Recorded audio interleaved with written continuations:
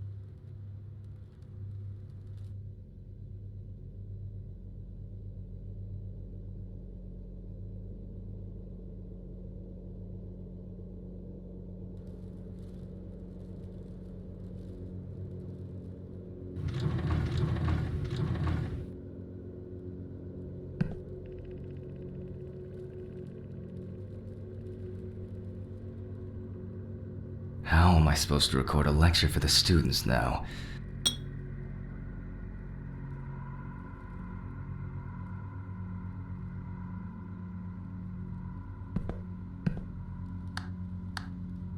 Oh shit, it's only Thursday.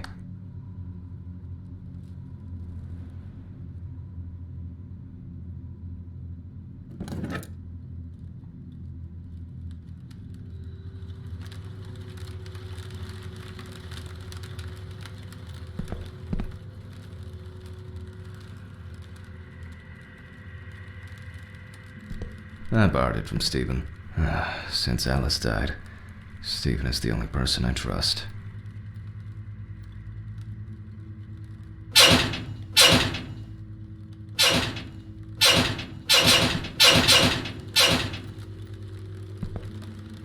I'm gonna go nuts if I don't take my pills.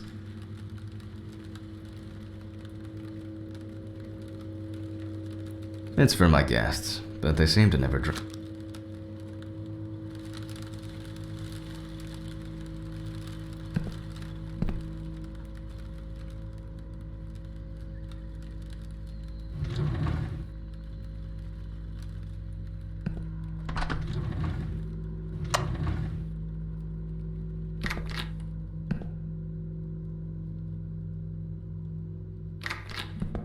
Fuck.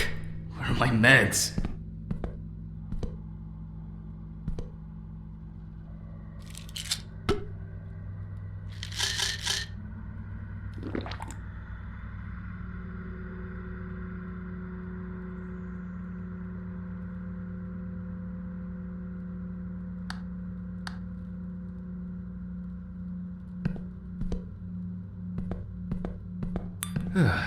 All right. Now I can go get the camera.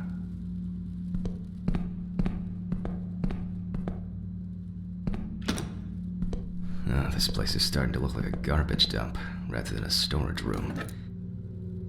Well, I hope I won't forget to press the record button this time.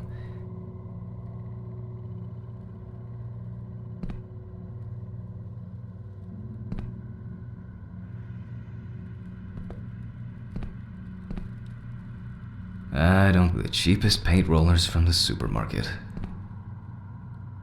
It's locked. Let's move on straight to our deceased.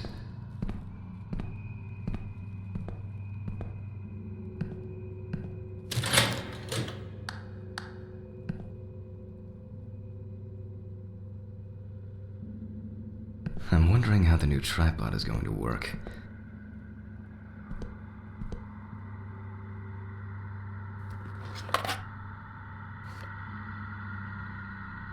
Just frame it properly and...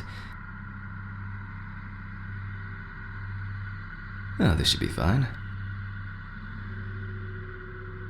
November 21st, 1991. Time, 8:43 p.m. Recording for medical students from the University of Missouri. The autopsy is conducted by Jack Hammond. Ladies and gentlemen, it is always worth... We'll get to making notes on the board.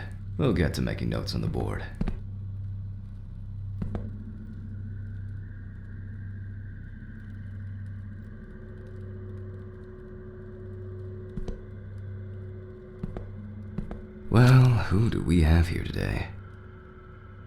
Mention the rookie mistakes.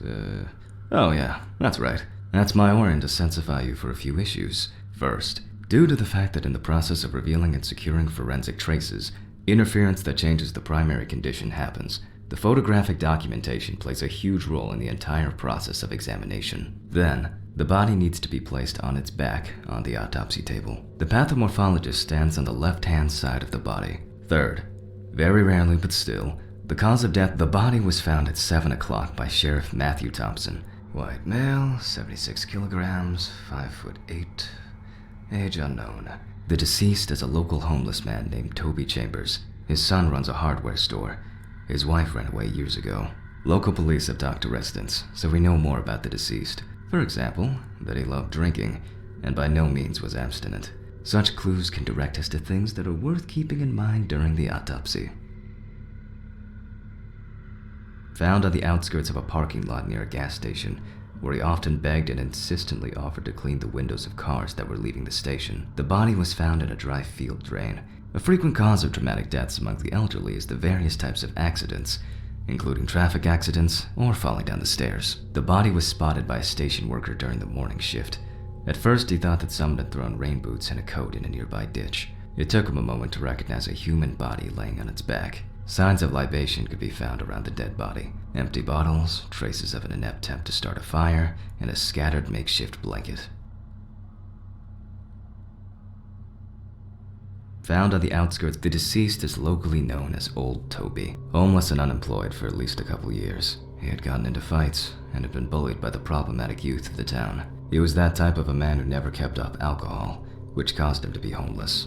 As a young man working in a suburban coal mine most of his life, he already abused alcohol, and as the time went by, he'd fall into addiction more. That's interesting. Although alcohol poisoning as a sole cause of death among the elderly people is relatively rare, different levels of alcohol poisoning happen among 1 in 4 deaths of elderly people, which may suggest that alcohol abuse is a significant issue in this age group. What is important to note, even though alcohol poisoning does not cause death, it does increase the risk of accidents and their following injuries. The body was found at 7 o'clock by Sheriff Matthew Thompson. White male, 76 kilograms, 5'8", age unknown. The deceased is a local homeless man named Toby Chambers. His son runs a hardware store. Local police have talked to residents, so we know more about the deceased. For example, that... where are the damn gloves?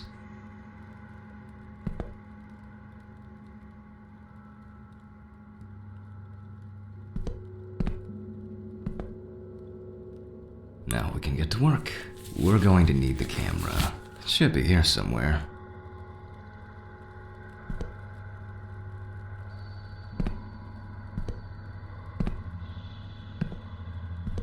Must have left it in one of the drawers.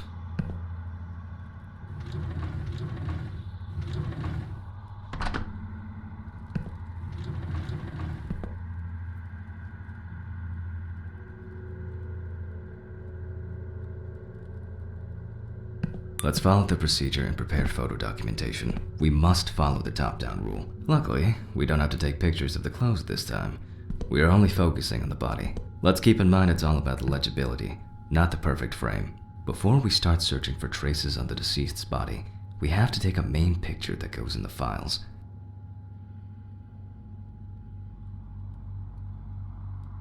Voila! Now we move on to the next step, trace search. We're going to need better zoom here. More, and that's perfect.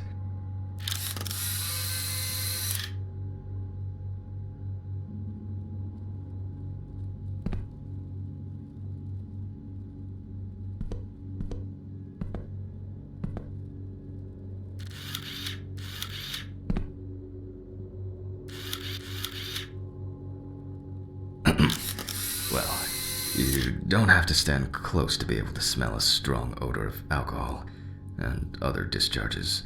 There's nothing left to say. Old Toby didn't spare himself.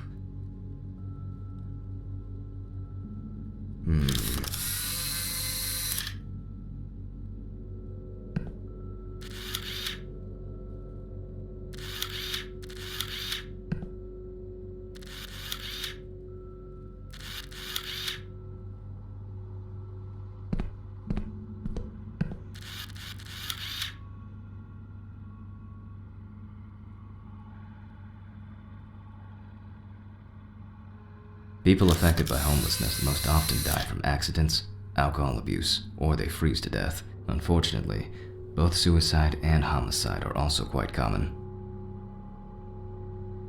While taking the photos, some entries that could be potentially lethal caught my attention. Let's take a closer look using the magnifying glass.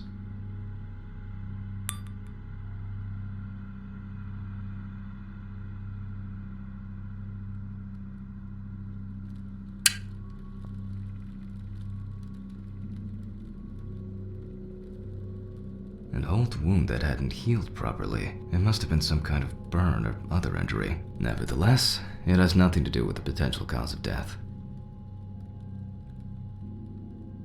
There are frostbite marks all over the deceased's body.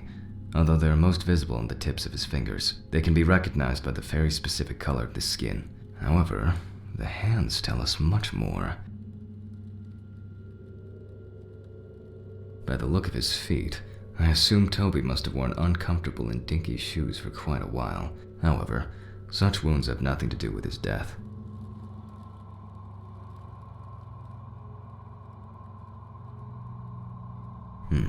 That's something interesting.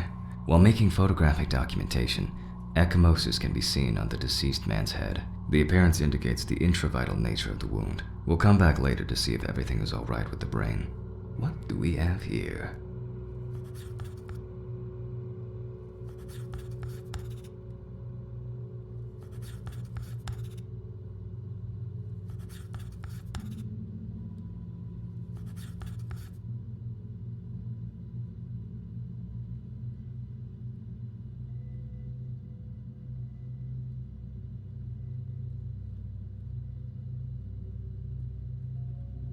An old wound. It could be freezing to death.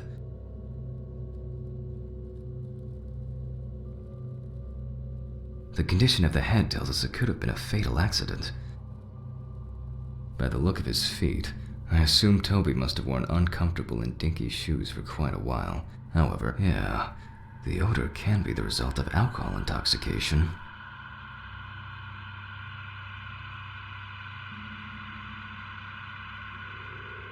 Although that's interesting.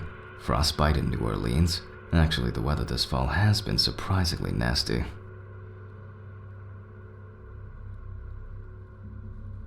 A frequent cause of traumatic deaths among the elderly is the various types of accidents, including traffic accidents or falling down the stairs. Although alcohol poisoning does not cause death, it does increase the risk of accidents and their following injuries. At this point, that's all I can do based on all traces on the body of the deceased. The inside should tell me much more. Let's move back to the body. Now let's check the level of muscle tension. This will allow us to establish time of death. Let's raise the deceased's hand.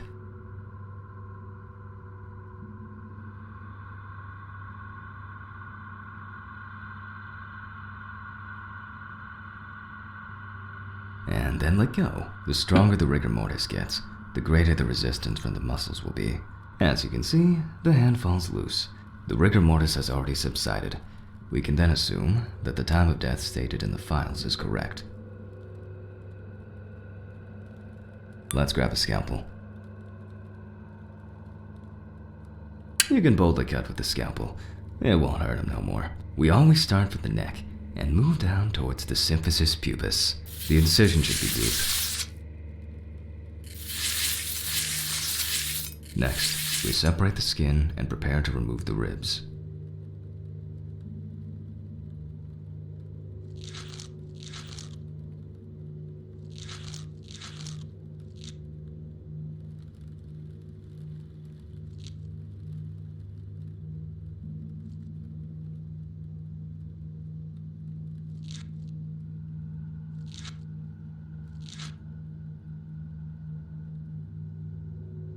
The adipose tissue has an intense yellow hue. As you probably already guessed, we're going to need the scissors.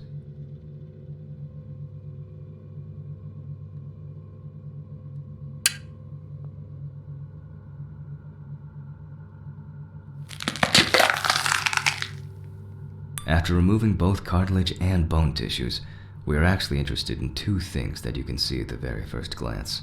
The lack of organ congestion means that, although the deceased was cold, hypothermia wasn't the cause of death.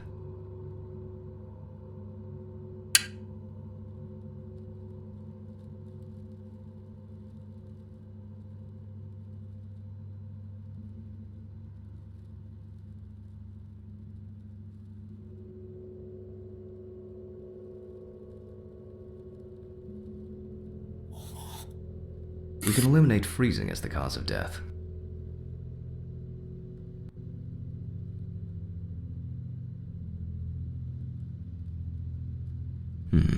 That's interesting. Frostbite in New Orleans. Actually, the weather although alcohol poisoning does not cause death, it does increase the risk of accidents and their following injuries.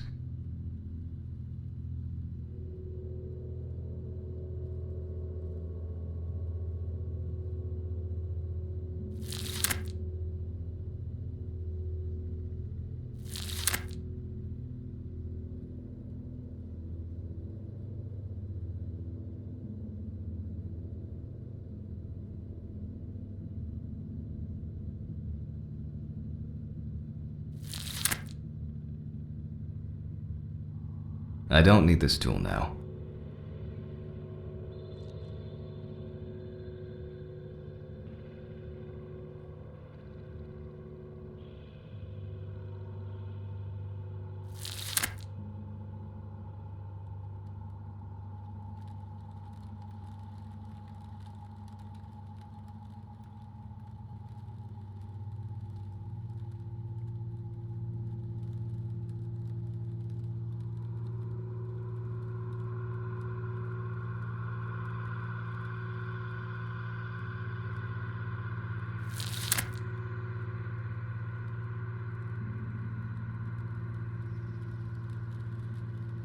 A frequent cause of traumatic deaths among the elderly is that although alcohol poisoning does not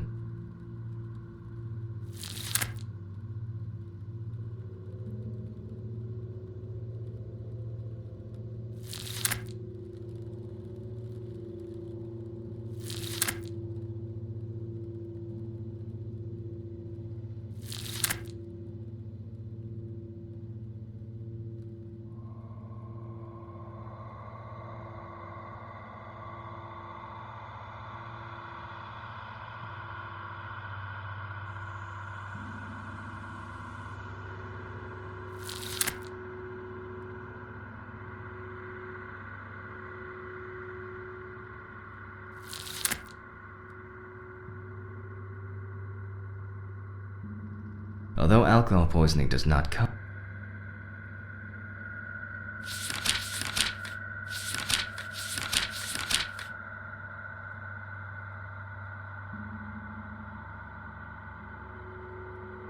I don't need this tool now.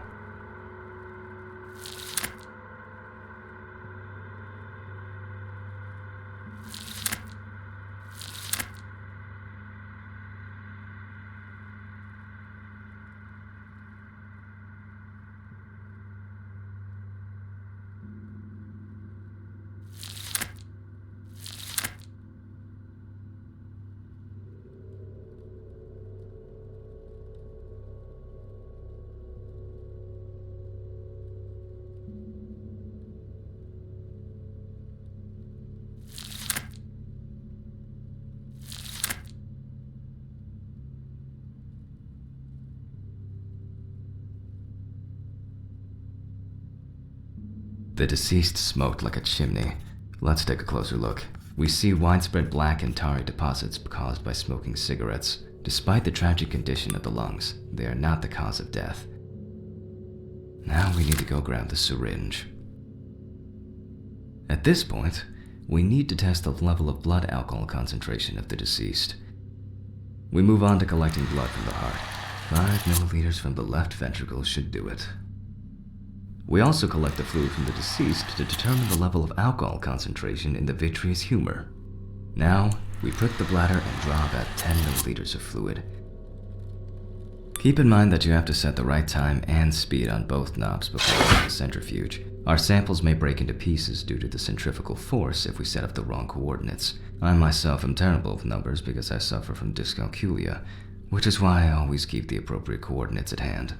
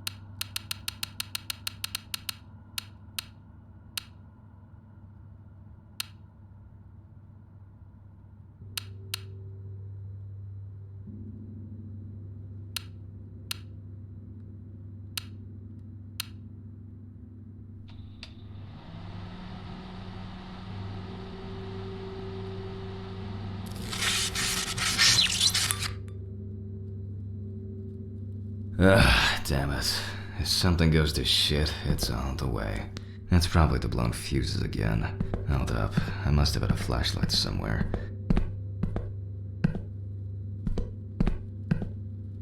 And I was hoping to clock out early today. What was that? Where did it go?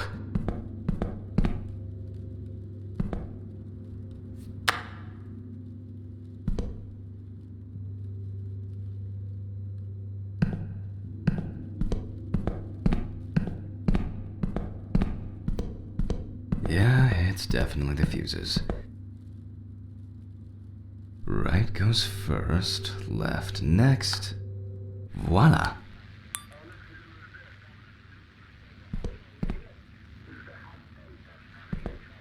Repairs. Where's that unbearable noise coming from? That's strange. I'm pretty sure I closed the window.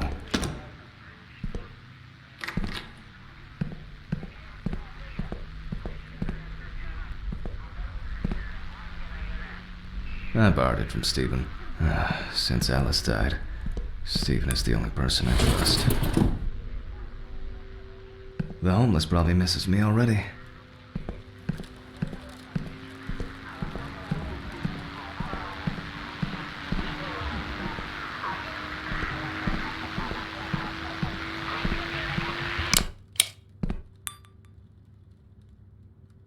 Where were we?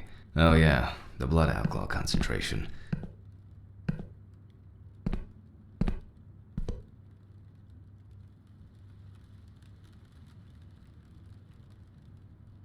Well, everything is telling us that the BAC, blood alcohol concentration, is high, hence the smell we're getting from the deceased. Still, to be 100% sure, I have to send the samples to the lab. Unfortunately, I don't have the equipment to conduct a detailed analysis here.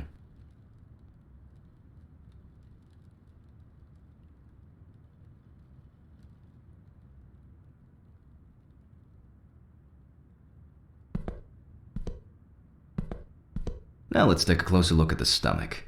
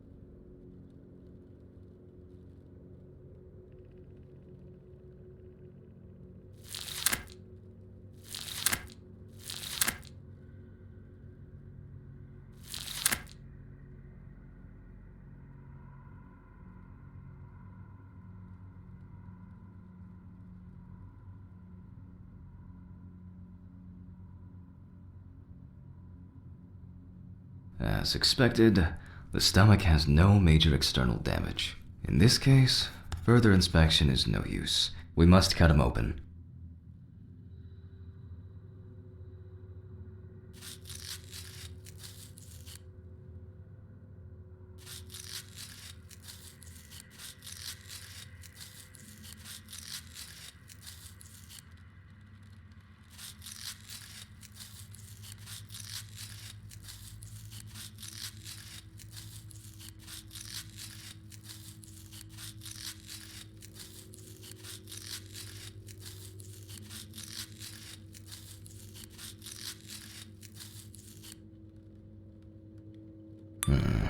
That's interesting. In addition to a large amount of gas and liquid, The stomach also contains small amounts of yellow-grayish food content resembling some kind of meat. Either our deceased hadn't eaten in days, or some of the bulk of his stomach had found a way out. Oh, it couldn't have been suffocation, could it? Now we need to focus on the cardiovascular system, especially the heart. We take the organ and look it up and down, carefully.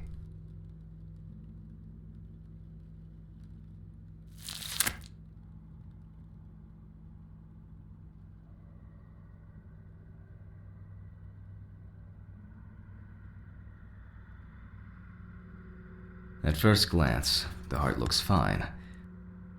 The pulmonary trunk and aorta seem to be in good condition. There are no pathological changes that have contributed to our Toby's death. Well, once we've got the body ticked off, we can move on to the head.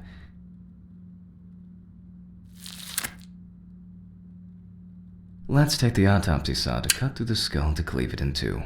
Remember, the skull, not anyway. We will start dissecting the brain from the occipital lobe. In this way, the brain's dura mater is slowly revealing itself.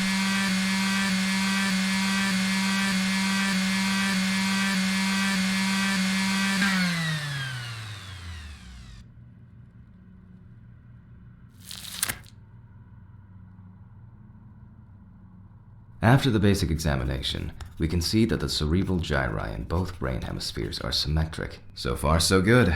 The holding a knife with a long, narrow blade in your dominant hand, cut the cranial nerves on both sides, pulling the brain towards you.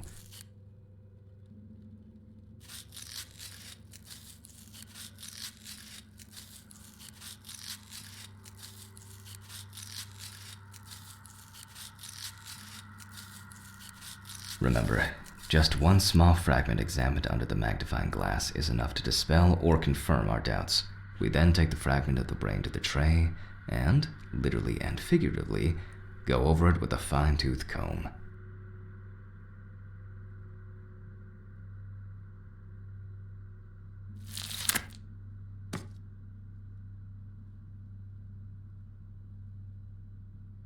Just as I initially suspected, we can rule the fatal accident out as well.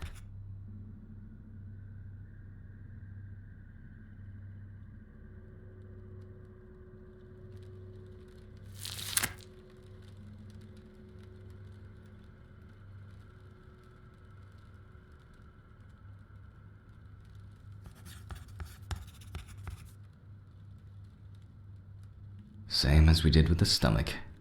While cutting a small organ, such as the trachea, we must perform precise incision. To be able to cut with the very tip of the blade, we must hold the knife. Ladies and gentlemen, I think we've got it. Based on the report and preliminary documentation, it is safe to assume that the deceased passed out after consumption of alcohol and then fell asleep on his back. Then the gastric contents refluxed and flooded the airways, causing death. That's why we don't forget about the recovery position at dorm parties. And now it's all clear. The death was caused by suffocation.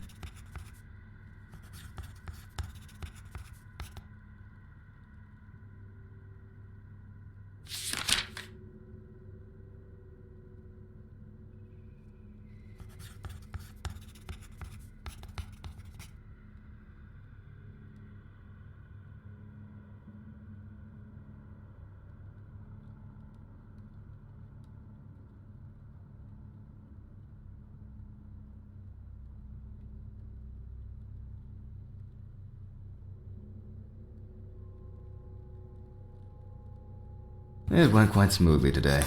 I'm about to get off.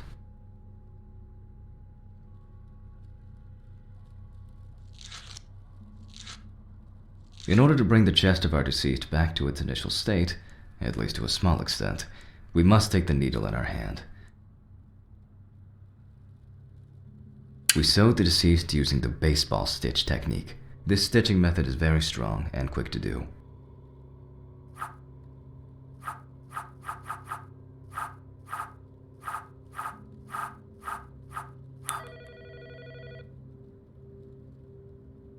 I should probably get to that.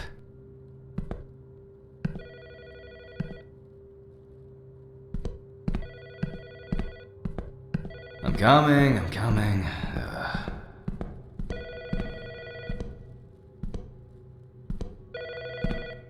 Dr. Jack Hanman. Please leave a message. Good evening. How are you? How are you? How are you? What the f is that supposed to be? I'll finish the stitching and I'm getting the fuck out of here.